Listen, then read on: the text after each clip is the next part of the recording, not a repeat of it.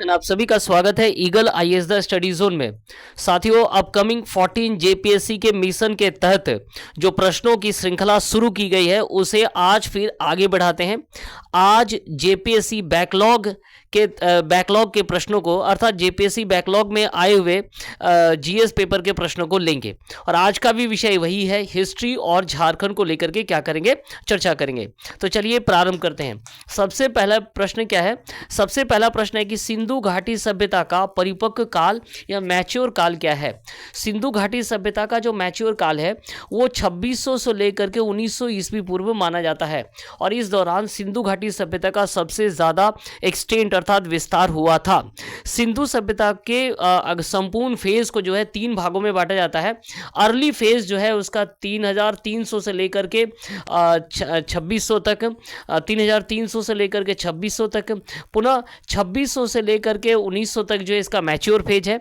और 1900 से लेकर के जो है 1300 तक इसका लेटर फेज है। तो इस प्रकार हड़प्पा सभ्यता के 3 फेज में से मैच्योर फेज में इसका सबसे अधिक एक्सटेंट हुआ था, जिनमें हड़प्पा और मोहेंजोदारो जो है 2 सबसे बड़ी क्या थी ना, बस्ती के रूप में उभरा था या पाया गया था। चलिए नेक्स्ट प्रश्न लेते हैं।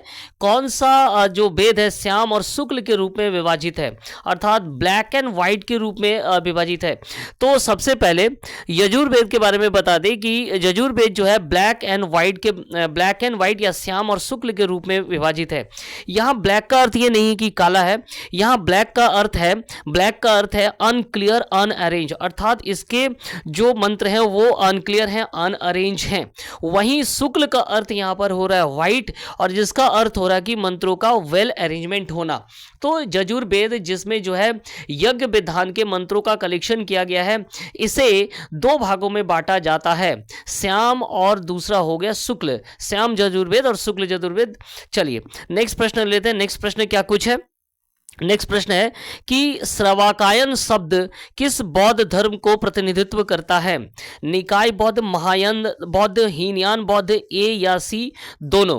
तो जो श्रवाकायन शब्द है वो महायान बौद्ध को जो है प्रतिबिंबित करता है, महायान बौद्ध को प्रतिबिंबित करता है। श्रवाकायन का अर्थ क्या होता है?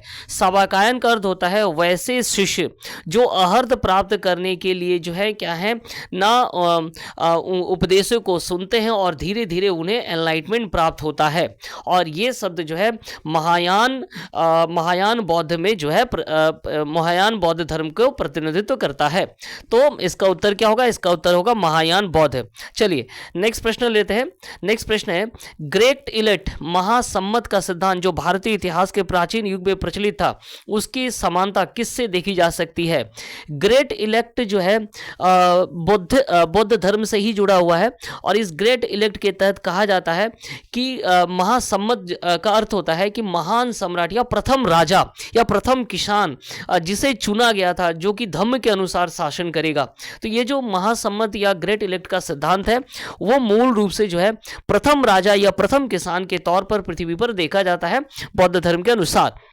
तो यहां पर अगर हम ऑप्शंस को देखें, सामाजिक अनुबंध का सिद्धांत, योग्यतम की उत्तरजीविता का सिद्धांत, प्राकृतिक न्याय का सिद्धांत, उपरोक्त में से कोई नहीं। तो इसका उत्तर क्या होगा? उपरोक्त में से कोई नहीं। चलिए नेक्स्ट प्रश्न देख लेते हैं।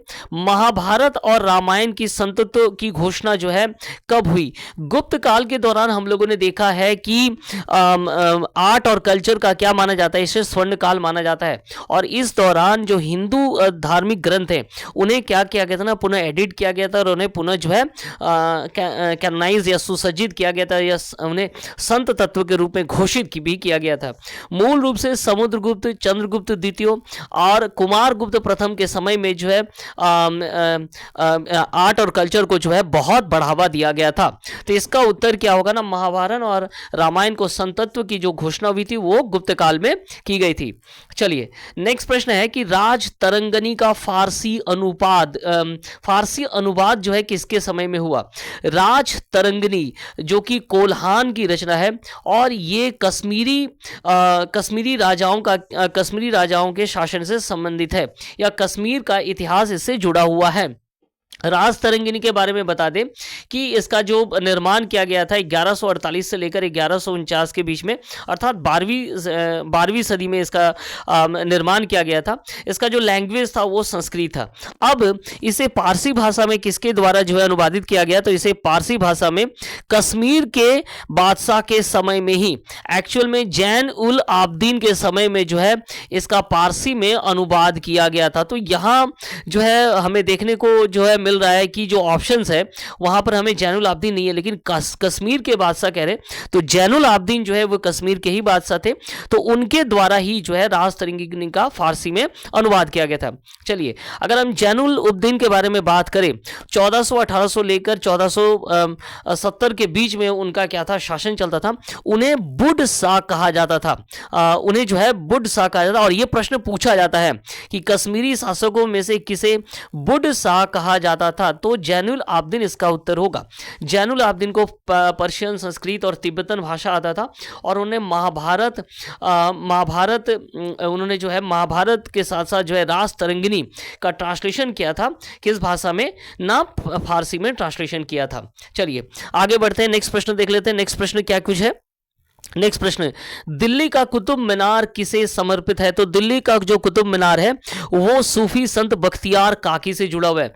सूफी संत बख्तियार काकी जो है चिश्ती सिलसिला के हैं, और वे मोइनुद्दीन चिश्ती, जिसे ख्वाजा गरीब नवाज कहा जाता है, उनका शिष्य थे ये, और उन्हीं के अनुसार जो है कुतुब मीनार को निर्मित किया गया था। इनके बाद अगर हम बात करें ख्वाजा कुतुबुद्दीन बख्तियार काकी का अगर दरगाह की बात करें तो ये मेहरुली में स्थित है। चलिए आगे बढ़ते हैं, नेक्स्ट प्रश्न को ले लेते हैं। नेक्स्ट प्रश्न क्या है, कर्नाटा राज्य जो है कर्नाटा राज्य किस साम्राज्य का दूसरा नाम था, पल्लव साम्राज्य, सातवाहन साम्राज्य, चेर साम्राज्य या विजयनगर साम्राज्य। तो कर्नाटा जो राज्य था वो विजयनगर साम्राज्य से जुड़ा हुआ था, और इस विजयनगर साम्राज्य के बारे में अगर बात करें तो इसका निर्माण जो है 1336 में हरिहर वन और बुक्का वन के द्वारा जो है बनाया गया था।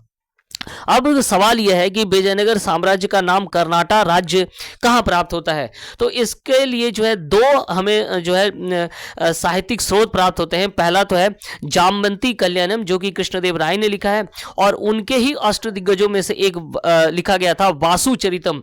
तो वासुचरितम में और जामवंती कल्याणम में जो है विजयनगर के लिए कौन सा शब्द का उच्चारण किया गया है, तो कर्नाटा शब्द का या कर्नाटा राज्य जैसे शब्दों का उच्चारण किया गया है। चलिए अब बात करते हैं, अब बात करेंगे हम लोग जो है कृष्णदेव राय के बारे में। कृष्णदेव राय की सबसे महत्वपूर्ण जो लिटरेरी वर्क है वो है तेलुगु में अमुक्त माल्यदा। इसके अलावा उन्होंने संस्कृत में भी कई लिटरेरी वर्क साहित्यों की रचना की है, जिनमें मदलेसा चरितम, जामवंती कल्याणम और रास मंजरी है। चलिए नेक्स्ट प्रश्न देख लेते हैं। नेक्स्ट प्रश्न क्या है, शेर शाह द्वारा चलाया गया दाम मुद्रा था। शेर शाह द्वारा जो चलाया गया था दाम, जो कि तांबे की मुद्रा थी, तो शेर शाह द्वारा जो तांबे का मुद्रा चलाया गया था, या जिसे हम लोग भारतीय कॉपर कॉइन भी कहते हैं, इसे 1540 से लेकर 1535 के बीच में इंट्रोड्यूस किया गया था, और ये जो है 380 ग्रेन का था। इसके अलावा दाम के और भी कई विभाजन हमें प्राप्त होते हैं। शेर शाह के द्वारा जो है चांदी का, सिल्वर का रुपया भी चलाया गया था, जो आज के रुपया के नामकरण जिससे प्राप्त होता है हमें, और ये कितना था, 180 ग्रेन का था। शेर शाह के द्वारा सोने के मोहरे भी चलाए गए थे। तो शेर शाह ने शेर शाह के द्वारा जो तांबे का मुद्रा चलाया गया था उसे क्या कहा जाता है, दाम कहा जाता है। चलिए नेक्स्ट प्रश्न ले लेते हैं। अपने उच्चतम विस्तार के साथ मुगल साम्राज्य की सुदूर दक्षिणी सीमा कहां थी, तो इसका उत्तर होगा तंजौर। औरंगजेब के काल में जो सबसे ज्यादा एक्सटेंड हुआ था, और ये तंजौर तक पहुंच गया था। चलिए नेक्स्ट प्रश्न ले लेते हैं। सहायक संधि स्वीकार करने वाला प्रथम रियासत कौन था, तो सहायक संधि, सब्सिडरी अलायंस, जिसमें अंग्रेजों की सेना जो है किसी देसी रियासत के कैपिटल में रहेंगे, और उस सेना का खर्च भी उसी देसी रियासत को उठाना पड़ेगा, चाहे तो आप डायरेक्ट पेमेंट करके दें या तो उसके बदले में आप जो है जमीन दे दें। तो इस प्रकार सहायक संधि का जो सिस्टम है वो किसके द्वारा लाया गया था, तो लॉर्ड विलीजली के द्वारा लाया गया था। विलीजली का जो काल है 1798 से लेकर 1800 1705 तक था। और सबसे पहले जो है इस सहायक संधि को स्वीकार करने वाले जो राज्य थे वो निजाम ऑफ हैदराबाद के निजाम के द्वारा इसे 1798 में जो है एक्सेप्ट किया गया था। बाद में मैसूर के द्वारा जो है 1799 में एक्सेप्ट किया गया।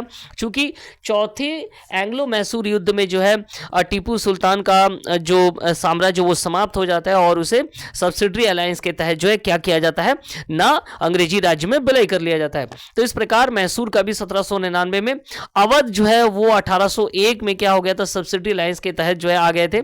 इसके बाद पेशवा, फिर बरार के भोसले, इसके बाद जो है जयपुर के राज्य, बूंदी मछुरा कहते हुए 12 राज्य जो है जयपुर के, वो सभी जो इस सब्सिडी अलायंस के तहत आए थे। सिर्फ मराठों में जो होलकर हैं, होलकर के राज्यों ने जो है सब्सिडी अलायंस को एक्सेप्ट नहीं किया था। चलिए नेक्स्ट प्रश्न को ले लेते हैं। नेक्स्ट प्रश्न क्या है, फोर्ट विलियम कलकत्ता का सर्वोच्च न्यायालय किस एक्ट के द्वारा बनाया? तो ये रेगुलेटिंग एक्ट 1773 के द्वारा बना और 1774 में इसे बनाया गया। हालांकि रेगुलेटिंग एक्ट 1773 से ये जो है इसे इसी रेगुलेटिंग एक्ट के तहत बनाया गया था और ये तब तक कार्यरत रहा जब तक कि हाई कोर्ट ऑफ कलकत्ता ना बन जाए। हाई कोर्ट ऑफ कलकत्ता जो है 1862 में बनकर तैयार हो गया था और इसका जो प्रथम चीफ जस्टिस था वो क्या था, एलिजा इम्पे। आप सभी ने गौर किया होगा कि हिस्ट्री के जो प्रश्न हैं, चाहे वो मॉडर्न से हो, चाहे वो प्राचीन भारत से हो, चाहे वो मिडिवल से हो, कुछ प्रश्न ऐसे होते हैं, लगभग 70% तक के जो हिस्ट्री के प्रश्न होते हैं वो क्या है ना, उनमें एक रूपता पाई जाती है। एक ही प्रकार के प्रश्न जो है घूमते फिरते रहते हैं, चाहे सब्सिडी लाइन से पूछा जाए, चाहे डलहौजी के व्यक्तिगत सिद्धांत से पूछा जाए, या याद रखिएगा कि और जो मुगल से पूछा गया होगा, या कर्नाटक में अगर पूछना है तो विजयनगर साम्राज्य से पूछा जाएगा।